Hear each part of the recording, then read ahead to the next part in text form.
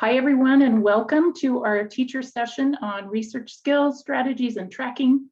My name is Wendy Rex Atzet. I'm the state coordinator for National History Day in Utah, and I am excited to see everybody today, or at least listen to you. We'll go ahead and get started. So we do have teachers online live right now. They've introduced themselves already. And there will be opportunities for discussion through the session today. Our agenda is, it looks long, but I don't think it will be quite as overwhelming as it looks. I do want to layer in category highlights into these training series so that teachers who are new to NHD can get a little idea of what the different kinds of project categories are. So we'll look at exhibits today. I also want to tell you about our new set of Padlets, and I'll show those to you. We are, oh my gosh, I have a typo in my slide. We will spend most of our time talking about the NHD research process, source tracking, research strategies, all of those kinds of things, which incorporate a lot of digital literacy as well. So, our category highlight, let's see, I'm going to put this in the chat for you so that you can look at it yourself, so that you can zoom in and look at it. Okay. So this project that I'm just going to use as a demo during this session is actually one that's from Hawaii. And the reason I picked this is because this is a great example of a digital exhibit. This exhibit was created in Google Draw, and it is on a template that is to scale of a maximum size History Day board. So people come. So this is, and first of all, it's beautifully done, and I picked it because I think that kids can get intimidated maybe using a digital platform to build an exhibit, but I think this gives you a good idea of how it can be done and still be really creative and artful. It's also a great example of organization, and just it's really clear, easy to track through the information. So I don't think that that we know yet whether we're going to be doing virtual contests in the spring this year. We will make that decision early. But I did want to offer you this opportunity to look at a digital exhibit and just notice the way this parallels what would be a full-size digital board. And what these kids do from Hawaii is they will build their exhibits digitally, and then if they end up going to a contest where they have to travel, then they get it printed out and they put it on a backer board. So a few things to know about an exhibit if you're brand new to NHD is that there are size limits and word limits that the students need to meet. And the important word limit is that they have 500 words that they can write to present their argument, their analysis, and their narrative. And we call those student composed words. And those include the title, so the big title, all of the subheads and subtitles, includes their thesis statement, and then anything on this exhibit that is surrounded in green is going to be, that's the cue for us to know that those are their student composed words. And then the text boxes that are surrounded by other colors, that tells us that those are quotes or excerpts from sources. They're not student composed words. And then they're using yellow backer around all of their images. And that's actually a really, really smart strategy that helps judges to trace the source of the information throughout the board. And so Does anybody have questions or comments? I don't want to spend a ton of time going into exhibits. I just want to give you an example to see what they look like. Any questions? Okay, let's move on. This I'm really excited about. So last year, if you were working with us, we created a Padlet of all of our tools and resources and videos and things that other state affiliates have made that you could use with your students. It made it really easy to download individual tools to use. What we realized after it grew and grew and grew over the course of the fall is that it was just unwieldy and too hard to find things and kind of overwhelming, especially when teachers were just sending students right to the Padlet directly to find things. There was just so much in there. So what we've done, and I give all the props to Heidi Trudy, who's our assistant coordinator, we broke that ginormous Padlet apart and made a number of different Padlets that will be much easier to navigate, and it will be a lot easier to find things. And these are in the process of getting embedded on our main Utah History Day website, where you'll just be able to go to our website and then click right into the Padlet from the website. As soon as they're embedded there, I'll get all the links out to everybody so that you can access them. But we have one Padlet that's just dedicated to teachers, and it has things that only teachers would use. And then anything that is student facing is going to go in this set of teacher and student Padlets. So the teacher Padlet has like planning timelines and suggested, you know, different kinds of, links to the core, things that you might share with administrators, all that kind of teacher stuff, that's on the teacher Padlet.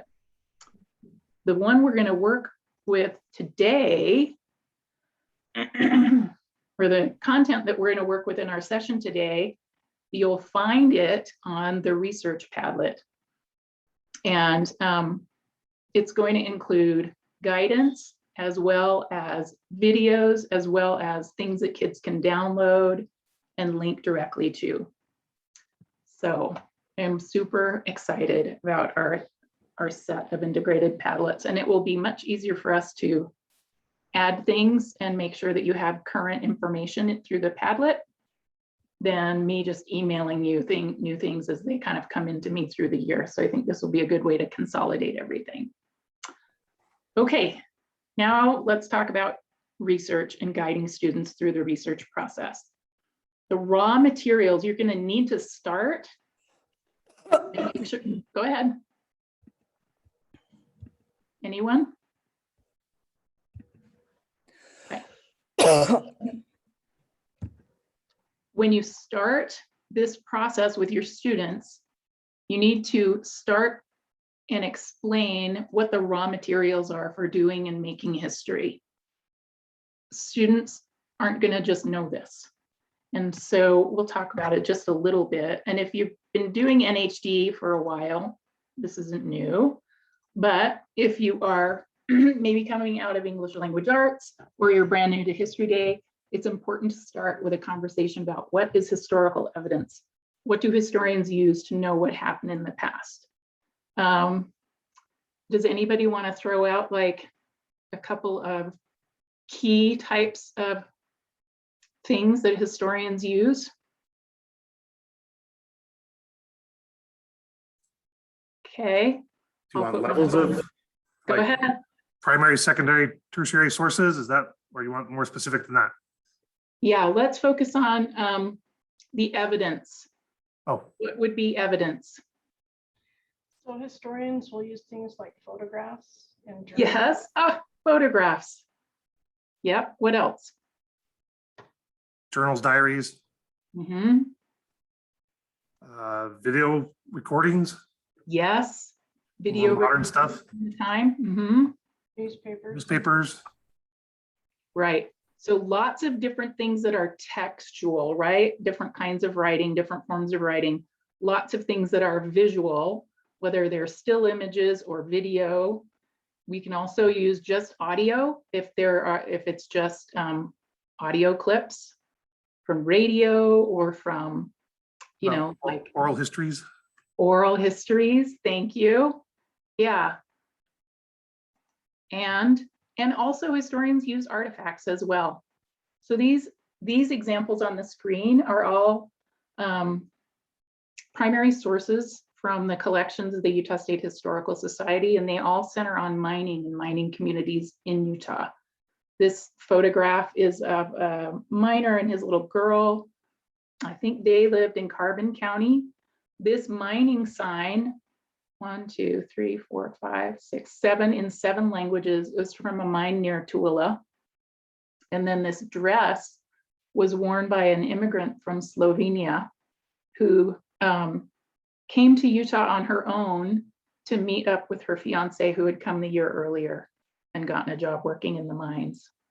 So historians don't just use one kind of thing as evidence, and they use a lot of different kinds of materials and they analyze it. So this is an actual comment from an actual student. When the prompt was, what do you wish you had known before you started your project? And they said, I just wish I had known what a primary source was. So, Brian started out saying primary sources, secondary sources, tertiary sources. It's really important to unpack those things so that kids understand what they are and how to use each one, because they're different, right? And so what are the key things that make something a primary source? What is it that makes it primary? It's okay. I'm in a middle school mode right now, so I apologize. It's like something that was immediate from that event or like that time period, like a newspaper article from that time period or from that thing. So primary source is like an actual account or an actual existed thing from that historical time period. And I'm so sorry, it's the first day of school and I'm exhausted and that's all I can come up with. That's really good. Does anybody want to add on to that? Or someone that participated, a first-hand participant. Thank you, Lisa. Yeah, you A bet. first-hand participant. And this is where everybody is going to get tripped up, okay? Because they're going to think it has to be a first-hand participant. It has to be a person who went to the March on Washington. Does it have to be a person who actually was at the March on Washington?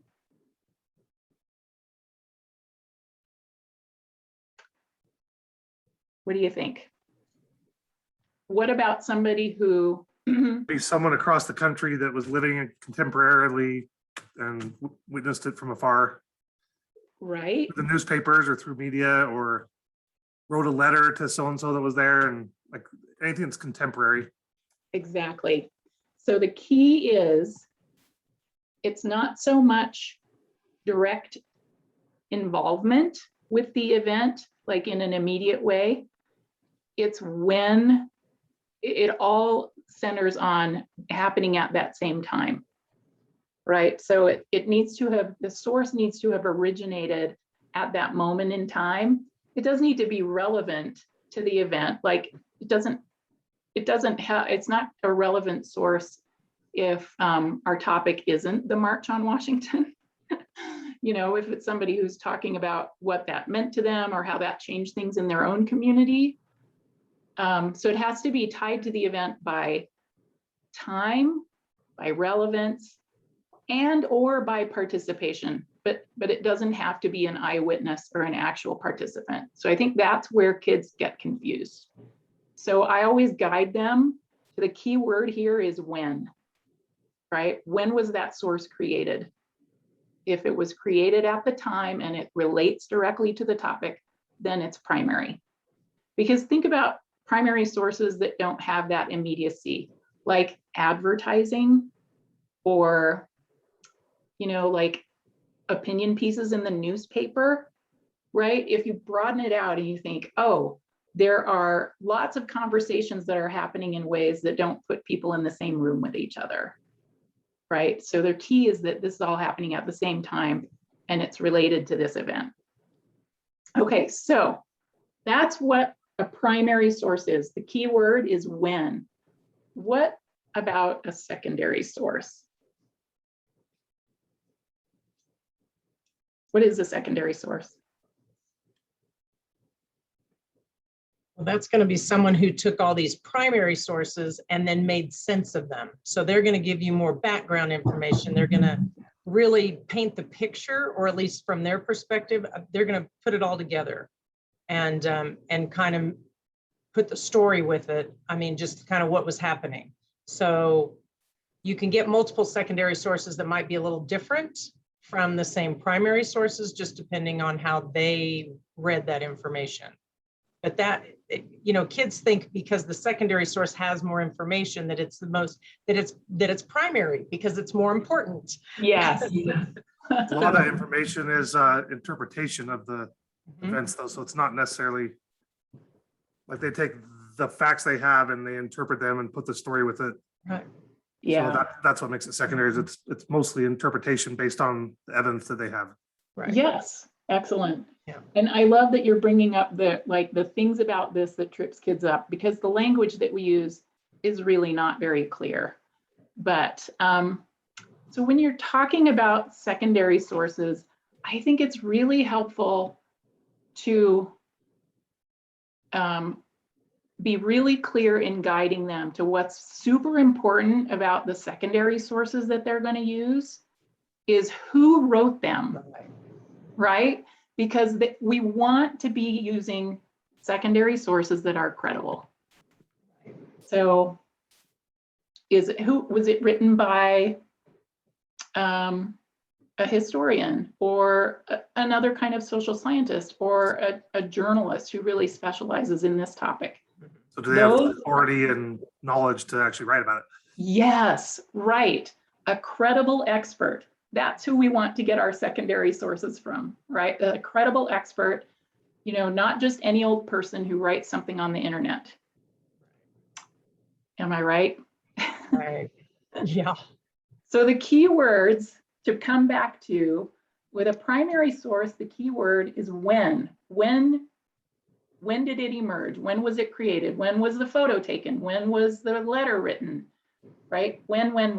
For the secondary source, you know, once they understand that it's not something that's primary, the key thing here is to make sure that they are looking at who wrote it and if they're trustworthy and credible.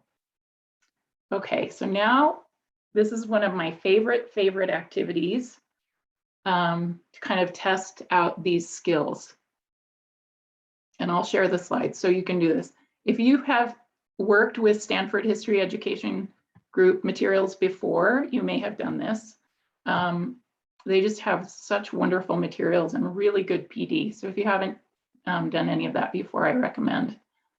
All right, so here is the activity. What is this source? We need to identify it. Is it primary? Is it secondary? What is it? So the title of this painting is The First Thanksgiving, 1621. It was painted by J.L.G. Ferris in 1932.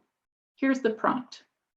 The painting, The First Thanksgiving, 1621, helps historians understand the relationship between the Wampanoag Indians and the Pilgrim settlers in 1621. Now, based on the discussion we just had about primary sources, do you agree or disagree with this prompt? Why? I disagree. It is not a primary source And how do we know? because it was created in 1932, but it's about a time period of 1621. Very good. That's It might right. be a primary source if you're researching the misconceptions of the 20th century regarding Thanksgiving. Exactly. And I 1900. think if you're working with kids who can go there, that's exactly what I would do. It's not a primary source for 1621 because it wasn't painted in 1621. Is it a primary source for something that was happening in the 1930s? What's going on in the 1930s that can inform how we interpret and understand this painting? Well, you've got the Depression. And Yes. in the tail end of the Depression going on. Yes. But you have a lot of conflict with movement as a result of the Depression. You've got mass amounts of people moving to California, other areas to try to reestablish after the Depression. You have an emergence of people becoming more focused on diversity and cultures, and there's a lot of different angles going on in the 19. Right. So the Depression it's a national crisis, and it's causing a lot of upheaval. And so what cultural work do you think this imagery is doing? Like, let's analyze what's going on in this painting a little bit. What do we need when things are really stressful in America and the whole nation is facing hardship?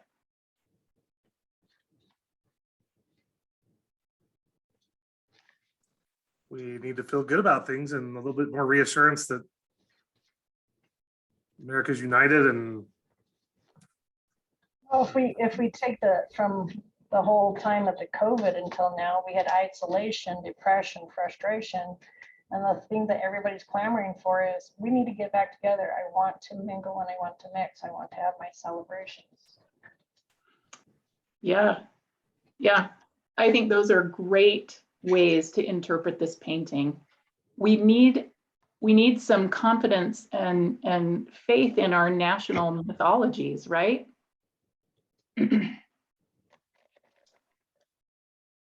Of that unity, right? To believe in that unity and kind of creating maybe a story that's in line with those really fundamental ideals.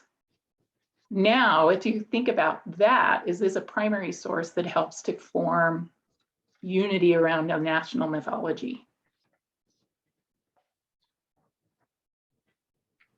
You know the background that the whole first Thanksgiving myth was developed much later, right?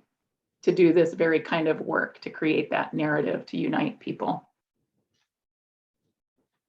You think you could use this with your students, or would it be too difficult to go into the 1930s talk? I don't think it'd be difficult. It'd have to be timely. I mean, they need a frame of reference. You just plop it in there. It's depending on the age group, but they're going to have a difficult time with it. Yeah, because you're until you've started to look critically at art and imagery, you just take it for granted, right? You're like, oh yeah, I know all about the first Thanksgiving. That's just a picture of the first Thanksgiving, right? It takes some practice to look a little deeper. Okay, all right, let's move on. So make sure that these are skills that are familiar to your students in terms of understanding what a primary source is and how that is evidence and how historians are going to use evidence. So let's talk about the research process. I want this to seem very linear, and yet it loops, because there are some really important things about an order of operations in doing historical research. And the most important thing I can say is you absolutely must have your students start their process with secondary sources. It's just like what Raquel was just saying about, well, you need to know a little bit more about the time period before you can really analyze that painting. That is the exact reason that your students need to find and read some good, credible secondary sources on their topic before they get to any primary sources. Man, I couldn't have set that up any better. Thanks so much, Raquel. So then the second step you'll notice is not going to primary sources yet, because you also need to implement and build into your structure time for them to read what they found and record it. So that's the second step. Then you can move into looking for primary sources and looking in archives and gathering up primary sources. And then, and this is actually how I always do it when I'm doing research, I do a lot of gathering before I start looking very deeply. So I have a fourth step where you focus on analyzing the sources that they have. But then this process keeps going. And we really want to find ways to encourage them to keep digging. So as they continue to research, they may find more primary sources and come back to the third box, which they will then analyze. They also need to read and record their primary sources. And they also can at any time continue to work with secondary sources as well. But it's really important to start with that linear process of secondary, then read and record, then go into primary, and then analysis. And then what's fun is that the process can kind of build. So Wendy, just to add to that a little bit, I think when I've done this and in a couple of years I've helped students try to do it, I think another little thing that's important about secondary sources is it definitely, as they look at the bibliography and notes of those secondary sources, it can start to point them to really good primary sources too. So. You are so right. And that's where I think it starts to get fun for them, because they can say, they can sort of see the process happening and they can follow those breadcrumbs on their own. And it really makes it fun. Okay, so step one is starting with credible secondary sources. Here are some good places to find credible secondary sources. Utah's online library, which has the Gale databases. I think EBSCO is also there. JSTOR, which is currently, I think, still offering free access to students. Even though Utah's online library doesn't subscribe to JSTOR, I think kids can still use it. Let's see, so all of those are databasey things. The Digital Public Library of America, I don't know if you've gone there before, but it is a lot of books and ebooks, museums on the topic. Let's talk about Wikipedia. How do you talk about Wikipedia with your kids when you're guiding them towards credible secondary sources? I usually tell them to use it just as an overview and then go to the bottom and find the source where they found the information, where that information has been cited, and then use that source. And even Wikipedia says, don't cite Wikipedia, but use you have to mine Wikipedia basically. So you're going down and you're looking at the sources that are listed on the Wikipedia page, and then go to those sources. And that's what you would cite. And they actually do have to go to the sources. Actually go there, yes. Yeah, not just lift the footnote out and put it in their bibliography. They do need to go read the source. Yes. That is the best way to use Wikipedia. And do any of you use any examples for talking about how Wikipedia can be really unreliable?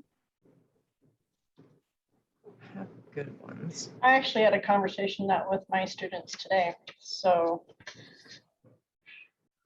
I let my students loose on a research project of exporters, and knowing that they haven't really done research on their own, I tried to set them up for success by finding somewhat trustworthy resources that were at an age level for them. Yeah. And when they were asking about Wikipedia, I told them, well, Wikipedia is a good place to start, but anybody can write on Wikipedia and they don't have to be correct. So we don't want to trust Wikipedia, but we can go look at where they got their information and see if it's credible. Of course, it went over their heads because they're just beginning to do this process, but it was a good conversation. It's an important conversation, and you'll have to have it over and over, because this is such a gift to your students, because the digital world is not going away, and they need to understand how it works and how information works on the internet, right? And so these are really life skills, to take that critical eye to whatever you find on the internet and look for the sources and look for things that are credible and start thinking about it that way. So, okay, so Wikipedia is kind of a middle zone. You can handle with care, can be useful, but you really need to be clear about the guidance of how to use it and how not to rely on it. What about Crazy Aunt Edna? You know? Was she a primary source? Was she there? And are her faculties in the place where she can remember accurately? So with that, Crazy Aunt Edna might be a good source, but you'd want to definitely do some triangulation there and make sure she's not making stuff up. Mm-hmm. And it might be a real auntie that they have, or it might be just someplace they land on the internet, right?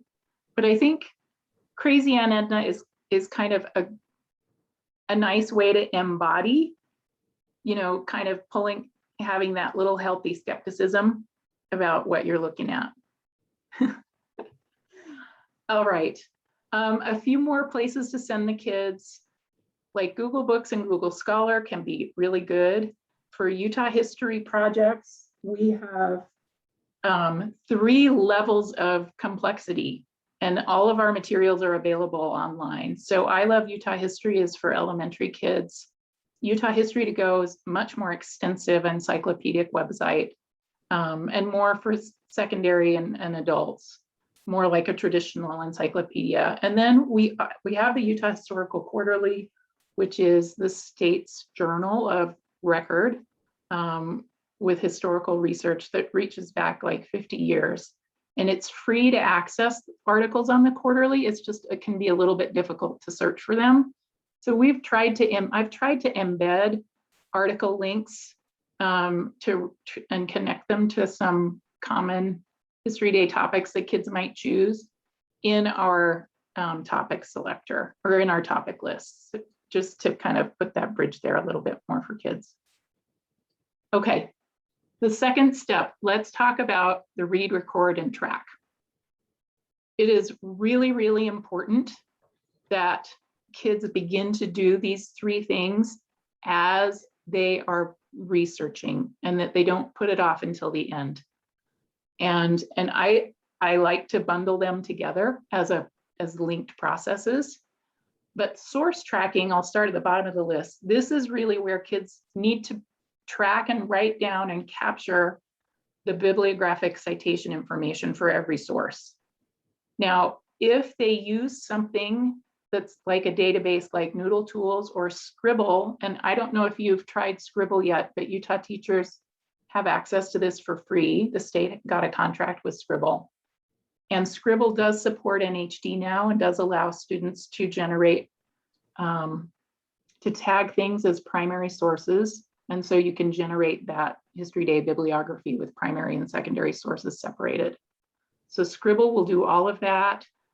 Scribble makes it really easy for kids to do research in online sources and just easily capture the citation information. And it makes it really easy for them to capture text and highlight text as they work. So it's a little more robust in those ways than Noodle Tools, but Noodle Tools is also like fabulous. I think you can't go wrong. Yeah. I haven't heard of Scribble, so which do you think is, for younger grades, which do you think is better, Scribbles or Noodle Tools? Ooh. What grade are you working with? 5th? 5. Yeah. Lisa, you use Noodle Tools a lot. I do. It might be a little more straightforward than Scribble. Well, and Scribble is, so for my high schoolers, I think the initial grabbing the citation is easier with Scribble because you just click the button and it saves your citation. But then now to go back and make it meaningful to you, then it's a little harder. Noodle Tools, to my feeling about both is, at least at this point, I want to play with Scribble more because if the kids are more willing to use it, I kind of want to look at it more. Noodle Tools makes you do the work on the front end, and then the back end is done for you. It's just poof. And if you go in and set it up and you have your citation and then you mark it primary or secondary, you can take your notes there if you want. You don't have to. I don't really push that too much. I'm just thrilled when they have their citation and figure out if it's primary or secondary. Yeah. And then, but you can annotate it right there all together. And I don't know, I haven't found that, you know, Scribble, he's willing, I think he's willing to add whatever he thinks he could add to make it work for History Day, because I think he sees that as a great way to, you know, get people to use it. But Noodle Tools, it's already there, and it's just like you're not trying to, they've figured it out. They've got the template for it. So it really works nicely. And when the kids, when they look at me like, oh, I have to do my bibliography, and I said, did you save everything in Noodle Tools? And they're, yes. I said, sit down, we'll have it done in a minute, and it's ready to go. So Yeah. that's kind of why I keep falling back on it. And but I do want to look at Scribble, because when I showed another class that, and the student had been in History Day and done Noodle Tools, and I said, okay, go here and click this button and you've just saved your citation.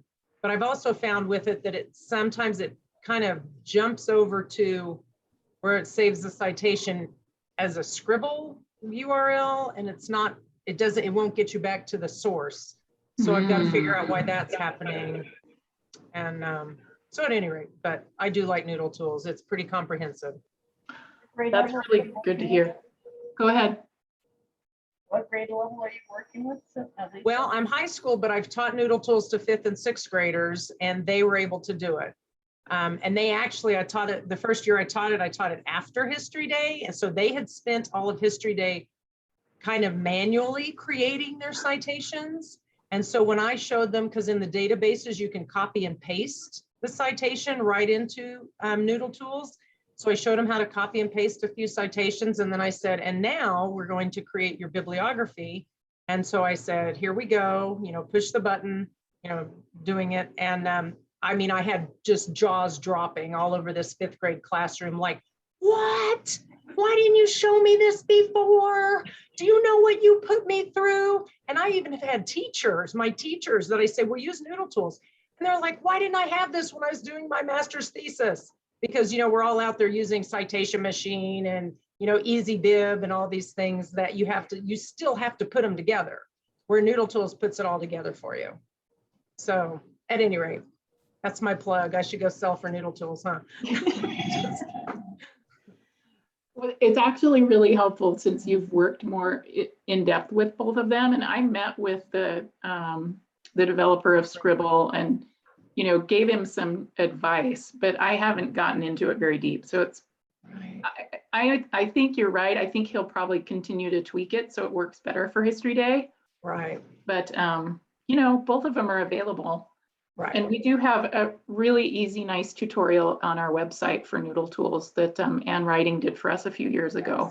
Makes it really simple. So those are your options. Just make sure that you take the time to get these processes in place right at the beginning as they start doing their research, because if they put it off and they don't capture their citation information, they are not going to be able to go back and find it very easily. I mean, it really will make this process incredibly stressful for them. So especially photographs. Oh They yeah. have got to cite their photographs. The second they're on it, they cannot click out of it. They'll never find the same one again. It just, I have a page full of photos and they don't know where they got them. They're from Google. They're from Google. They're Google Images. It's like, no, where's the photograph? You got to go find it. Yep. Yeah. So it's not only good training practice for them, but it is, in terms of them having a good experience, this is so important. Okay. All right. Now, so we're on to step 3. We are going to start looking for primary sources. And I'm just going to focus on looking online because that's what everybody is mostly going to do.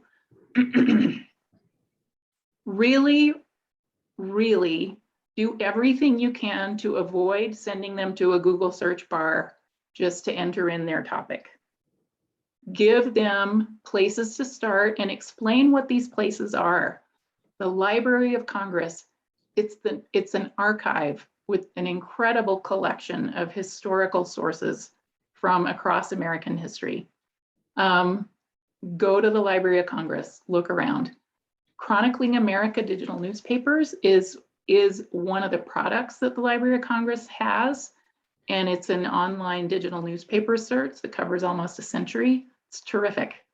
The National Archives, similar. So the difference between those two archives is that National Archives is going to be all government documents. So anything that comes out of any kind of a federal agency or office is going to be at the National Archives. So think about things like immigration, stuff like that. Docs Teach is a National Archives product, and they have NHD related stuff there. WorldCat is a good place to find primary sources. The AP Archive, Gale has a historical newspapers database. NHD has a whole bunch of partner resources that you can link to off of their website. The Smithsonian Learning Lab, museums that are specific to the topic that the kids are working on can be terrific places to find, because they'll digitize, you know, their primary sources as well. All archives are digitizing like crazy because it allows so many more people to access their resources, and it protects the resources from being touched and gotten in and out of the boxes, and it just preserves them a lot better if people aren't trying to handle them. So digital research for primary sources is, it's just going to get better and better. So do you see anywhere on my list, random Google search? No, we've got to go deeper. Okay. So that's national kind of stuff. Local and regional primary sources, and this is only a partial list. So I don't want to overwhelm you, but I do want you to like go to these places before you just start typing in Google searches in a Google bar. And the thing to be aware of with collections is that they specialize. You know, historical artifacts and documents, there usually aren't like 20 copies. And so you may only find things in 1 or 2 places. And that's why it does take a little bit of digging. So the Utah State Historical Society Library and Collections, that is the publications and artifacts and documents and manuscripts that the State Historical Society has collected over a century and a half. The Utah State Archives is our government docs archives. And then another go-to one for anything American or Mountain West region is the Mountain West Digital Library. That is an aggregator. It's located at the University of Utah. It's part of the Marriott Library there. And it is a search engine that will go out and search all of its member archives, which come from all across the Intermountain West. So it's a one-stop shop for a lot of Western history. It's really great. All of the universities have special collections. And again, you know, they have what they have, so it does require a little digging. But if you're looking at sources in secondary sources, they can guide you to where to find things. So like BYU has the papers of Helen Foster Snow. A lot of kids have worked on her for History Day. She was a journalist. She was an American journalist. She's actually from Utah, and she went to China in the 30s. And she is still recognized in China for the work that she did there. The Downwinders of Utah Archive, you've got a student who's working on the Downwinders, be sure that they go there. Utah's Digital Newspapers is another searchable database of Utah papers. The Utah American Indian Digital Archives is just a tremendous resource. So you get the idea. There's just so much out there. The trick is matching up the topic with where the resources are. Okay, anybody want to talk about experiences like searching for primary sources? Do you have any tips? There's a vast sea. It's so overwhelming. It is amazingly overwhelming. Yeah. So I think, you know, when Brian said right at the beginning, you know, if you are when they're working with those secondary sources, just like Lisa was saying with Wikipedia, look at the footnotes. They will tell you where people are finding the materials that they're using. And that takes a lot of the overwhelm out of it and can really be helpful. And then also, a lot of kids are going to pick topics where there's probably a great museum on that, like the National World War II Museum. There's the Museum of the American Revolution. There is a brand new First Americans Museum that's opening in Oklahoma this month. So don't forget about like really topical museums that are high quality. I'll be honest, the Topaz Museum in Delta is fantastic. It's really great.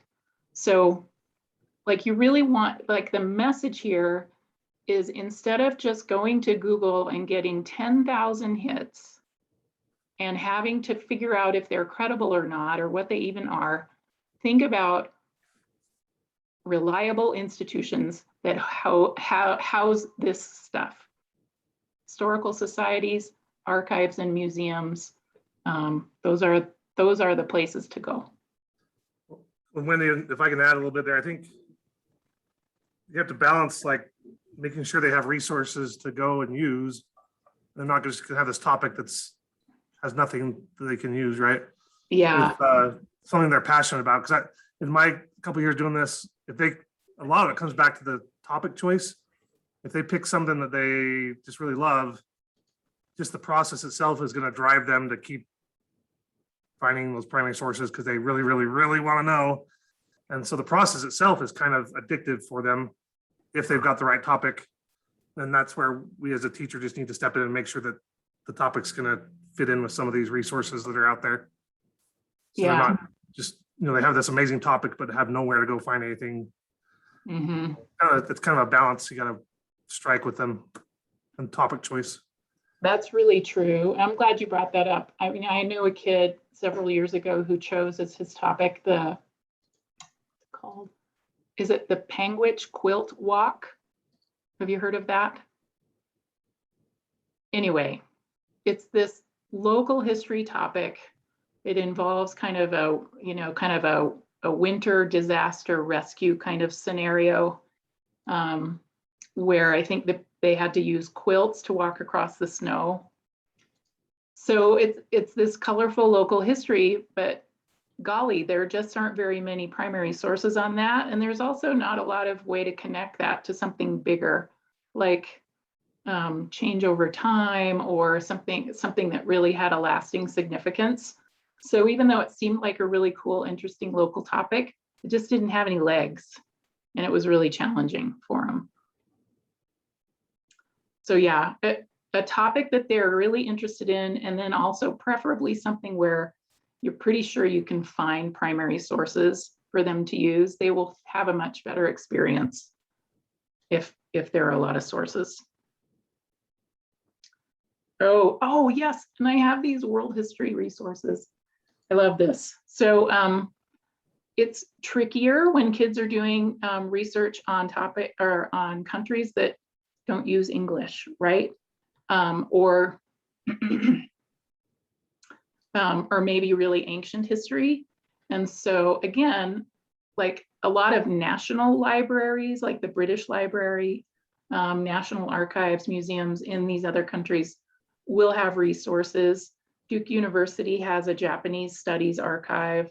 The Wilson Center, which is focused really on international relations and issues, has a digital archive. And one I just learned about this year, German History in Documents and Images, they translate the original German documents into English. And this archive is actually located in Washington, DC. So there are resources like that. It's really a matter of kind of doing the digging to find out where they are. Isn't that cool though? Anybody who's working on World War II might want to check out the German archive. Okay, the fourth step, analyzing the sources. We're really going to talk about this next week and not today. But it's really about questioning, and asking all of the W questions, and especially how and why and why and why and why, and really digging deep into the secondary material as well as the primary material to analyze it. So we'll spend the whole session on that next week. And then the keep digging part, like Brian was saying, where they generate their own momentum and they just get interested and they want to keep finding more. Mining the footnotes in the bibliographies in their secondary sources, and exploring through the collections where they're looking in the archives. All of those can be really great things to lead them to more material. And then something for teachers to think about is numbers, right? Thinking of, what is that Lego kitty's name? And she says numbers. So you need to find a way to set the bar at the right place for your students in terms of how many sources you're going to require, as part of your rubric. Okay, you need to have, you need to have 10 primary sources by this day, but hopefully that's just going to be the minimum. And so I think that's really where your students best. And if you're working with 4th and 5th graders, 10 secondary sources is probably too many for most of them. And so you want to be thoughtful about where you're placing your number targets, but also not make it all about not meeting the number targets, right? Because you do want to open up to them that they're going to want to probably find more than just minimum. Okay. So that's my 5-step research process that loops back as they hopefully will keep digging and find more things. Let's talk about some more online research strategies and how these link in with digital literacy. Primary source sets can be so valuable. And Raquel, to your point about like finding primary sources is overwhelming, this can be a good way to make it less overwhelming. Lots of institutions are creating sets of primary sources that are already curated to be accessible and understandable by students. And so we've built 5 or 6 of those at the Utah Division of State History. It's surprising how much work it is to put these together. But the ones that we've made are really awesome. So I'd encourage you to go look for those. Did I miss this comment from Renee? Yes, I did. Let me just go back and read this. Renee contributed to the chat that she's found people in the community to have kids interview. A group who did the Singer Swap confrontation were able to interview the sheriff and the superintendent of the school. Great primary sources. Yeah. That's a great idea. I think I haven't talked about interviews and oral histories here, but kids can use oral histories that were recorded by a researcher and they find them in an archive, and they might find a recording or a transcript, or they can go and do interviews. If they're going to interview people, it's really best for them to interview somebody who is a primary source rather than send them to interview an expert at a university. We would rather have them interviewing people who are primary sources. Okay, so Utah history primary source sets, we have a few of those. There are a whole bunch of inquiry kits that you can find at thinkport.org that Maryland Humanities put together with a big grant that they got. So those are really helpful. Yale Law School has an Avalon project. The 100 milestone documents at the National Archives, Doc Search at Library of Congress.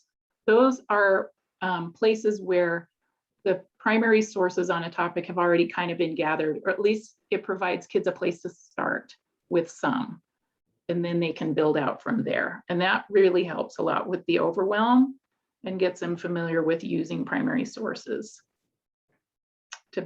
as evidence. Here are some kid-friendly search engines if you're working especially with elementary ages and you don't really want to have them using Google all the time. I'm wondering if you guys have other search engines that you like that are different from Google.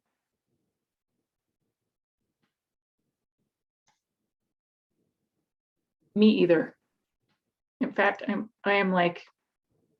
sort of an internet curmudgeon. Wait, Google is not a source? Didn't somebody already tell us about finding your images? Well, they're from Google. Isn't that an archive? It's not. There are some good strategies for using Google intelligently. And NHD made a ton of great short videos last year that I think are really useful for kids. And I would recommend that you watch these quick tip videos on Wikipedia, Google Books, and this one, which walks you through doing Google Smart searches. Some of those techniques are outlined over here about how you can, if you know the website where you want to search, say you want to search at the Museum of the American Revolution, you put the site URL into your query, and then Google will filter for you. Searching keywords within websites, the same thing. You can use these codes to filter your results, and that will really be helpful.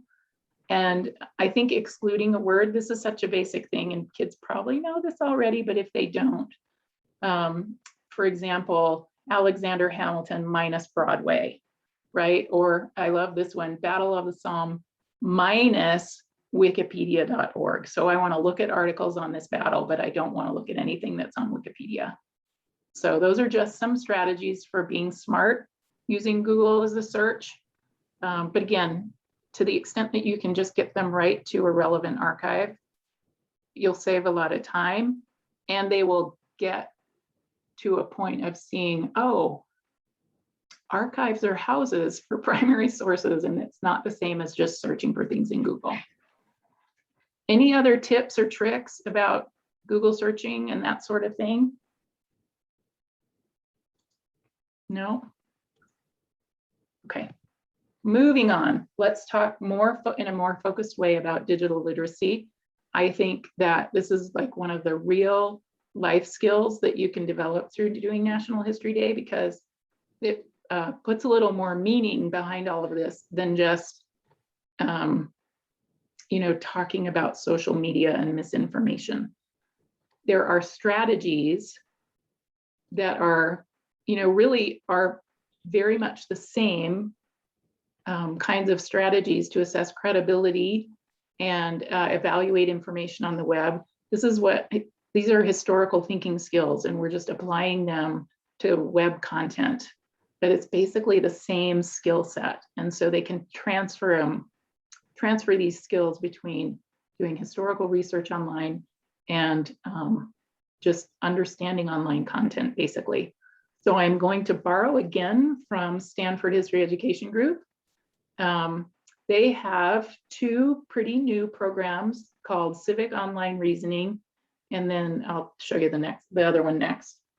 So these are things that you can do their PD and Civic Online Reasoning, and you can, I think you can join SHEG for free and get access to all of their resources and lesson plans and activities, but they're really terrific, and they really step kids through these processes in a good scaffolded way. But basically, we're always going to come back to that who question of credibility. Who is behind this information? And then what is the evidence that they're providing for their argument? And then corroborating, what do other sources say about this? Okay. I'm going to go back to this for just a second. All three of these are historical thinking skills that students are going to use to work with their own primary sources and make their own argument in their own History Day projects. And looking at what other sources say is a parallel to looking at multiple perspectives and corroborating evidence. So these very much grow or hand in hand with historical thinking. But you do them on the web with web content. And my favorite strategy from SHEG is lateral reading. So I've tried to make, rather than step us all through a lateral reading exercise on the web, I just wanted to make a slide that kind of illustrates the process for you. So if you think of this table as the equivalent of your browser window, and each cell in the top row that's blue is a different tab to a different site, right? So what lateral reading means is, instead of reading an article from the title to the end and then trying to figure out from what it says whether or not we should believe it, we're going to read the article laterally instead of vertically. So your first tab on the left of your browser bar or your screen is going to be that original source. And the way they demonstrate it in Civic Online Reasoning is it's probably like a Twitter post or some kind of a magazine article that's political in some way. So that's the point of entry, is that first source. You avoid reading it from top to bottom. Instead, you read it laterally and you look at who is the author, and then you open a new tab to research who the author is, and you find out who they are. And you find out, are they trained? Is this a professor? Is this somebody who's studied this? Or are they a crazy Aunt Edna? You research them to find out what their biases are and what evidence they're using. And you may open several tabs actually to research that author. And then you also want to open, you're going to read laterally again, the organization that's behind that source. If it's published in a magazine or a newspaper, you're going to open a tab and research the magazine or the newspaper, or if it's a political action group or a lobbyist group or whatever it is, the organization that's behind the information. Find out, what are their goals? What are their biases? What are they trying to do with the information that they're putting out in that source, okay? And then you're going to continue to read laterally. You're going to open more tabs to research the issue and to find out what the different points of view are around this issue. And then that helps you position the original source in this larger dialogue or discourse that's surrounding the issue. And then you can just keep on opening more and more tabs as you fact check, you look at the evidence that the article is providing, and you do all of that fact checking and work to assess the credibility and the point of view and the perspective and the biases in the original source. Okay. Questions about lateral reading? I absolutely love this concept.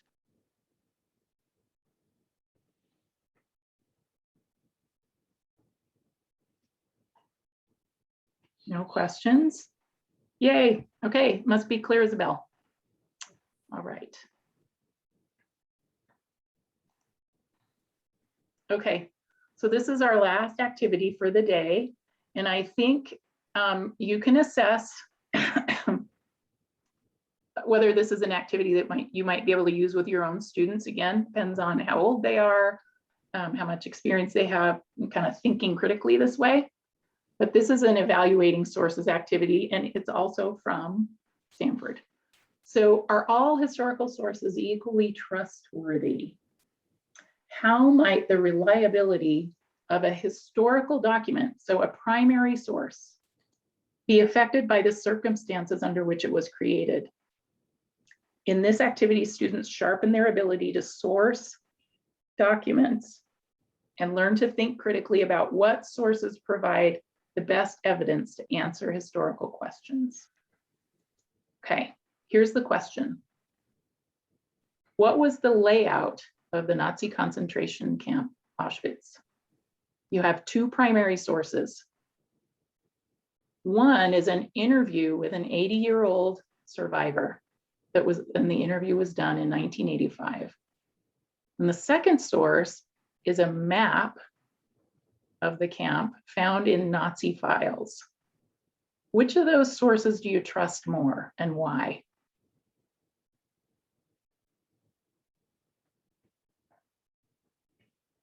depends. It totally depends.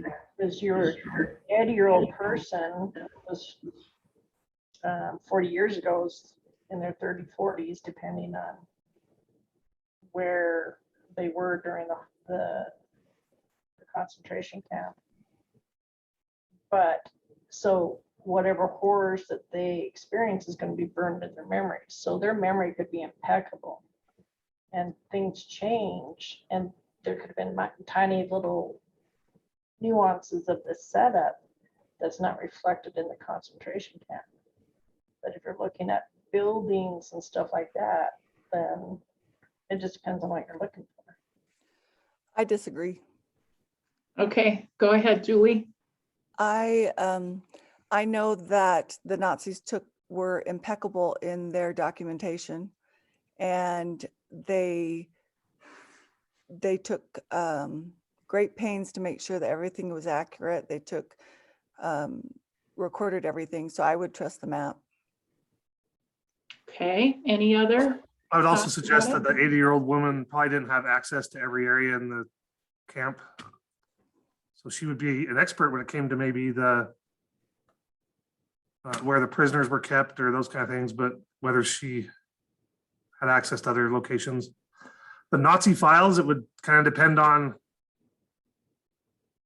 were the Nazis in their retreat, or what, at the end of the war, did they alter them in any way, or did they try to hide something, or was it propaganda? I mean, did they say on the maps, was it propaganda and they said they had learning programs for the Jews, or, Yeah, I'm thinking of Teresa there's lots of questions that you would have to have looking propaganda at. camp. Great points. I would, anyone else have thoughts on this?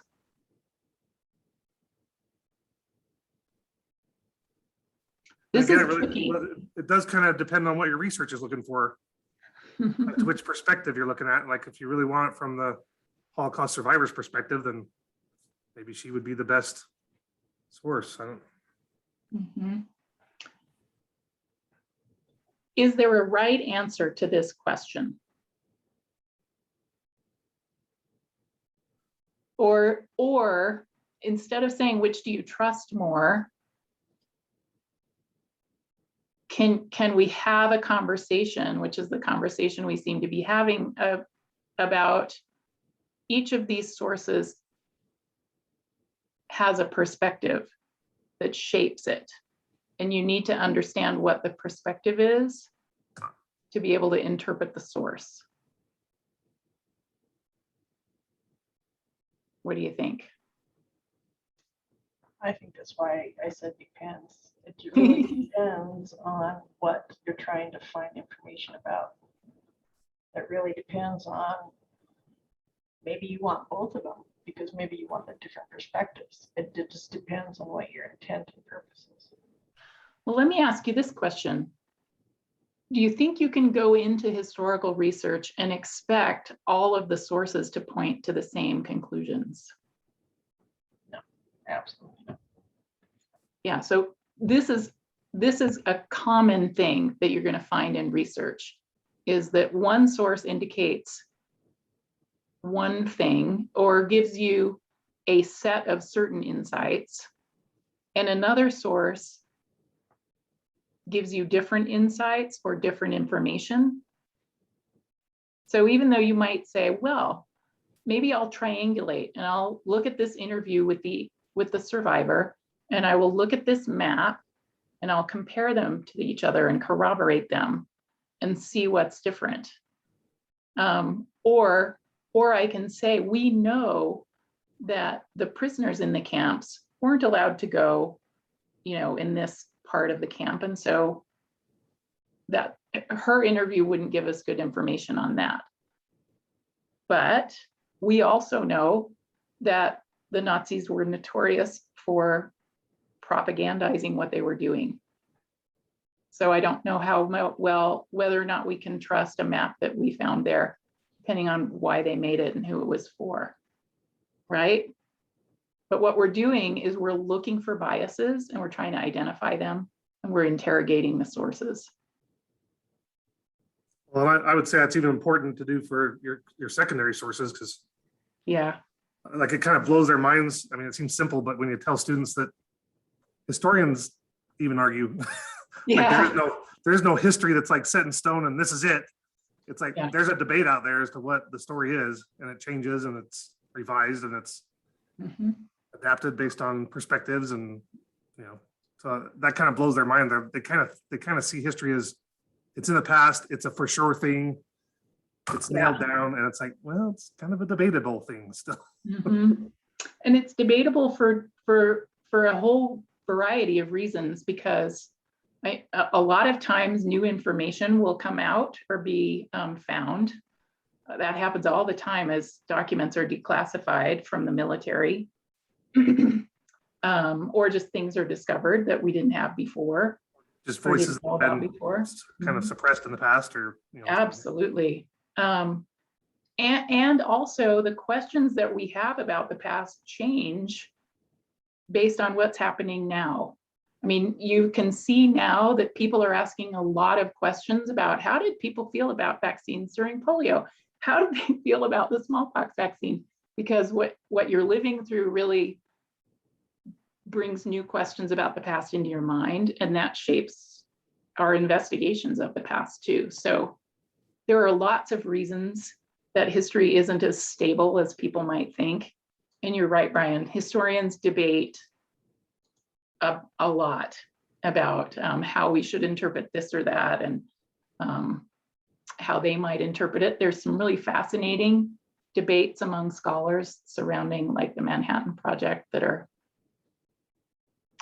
really lays it out really well, how differently that one thing can be interpreted.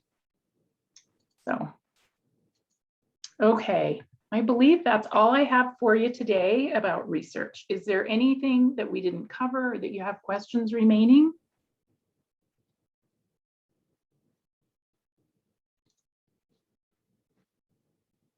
Okay, that's awesome. You guys have been so fun. I'm going to stop sharing so I can say goodbye. Over the next few weeks, we will just go through step by step the NHD process.